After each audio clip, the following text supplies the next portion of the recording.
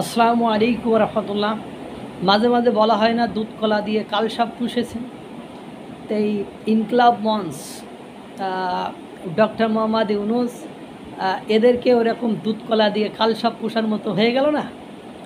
Doctor Mohammad Yunus লন্ডনে যে বৈঠকের পরে জুলাই গণঅভ্যুত্থানে অংশগ্রহণকারী বা যেসব সমন্বয়করা ছিল, বিভিন্ন সংস্থা সংগঠন এর সাথে যারা যুক্ত আছে, তার মধ্যে এনসিপি এনসিপি এবং ইনকলাব মঞ্চ, এর মধ্যে দুইটা। এনসিপি তো হাসনাত আবদুল্লাহ বা তারপরে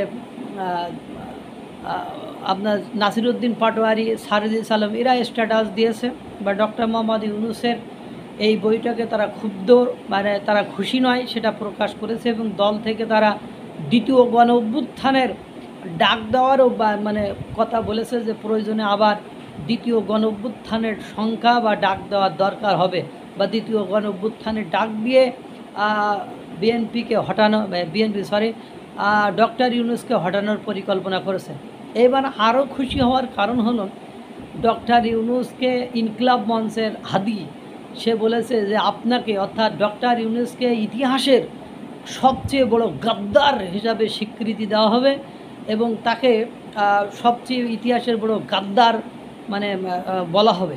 মানে তিনি এতদিন ধরে ইনকলাব মঞ্চ সকলের দাবি দেওয়া শুনে আওয়ামী লীগ নিষিদ্ধ সহ মব সৃষ্টিকারী লোকদেরকে কেউ কোনো শাসন করেনি, অনুশাসন করেনি, কোনো আইনের আওতায় নিয়ে আসেনি, তাদেরকে একেবারে মানে ছাড়া গরুর মতো ছেড়ে রেখেছিল। এখন তারা বলতে বলতে উঠতে ইতিহাসের সবচেয়ে বড় গাদ্দার মানে ডক্টর ইউনুসকে সেই উপাধি দেওয়ার জন্য তারা এখন প্রস্তুত হয়েছে।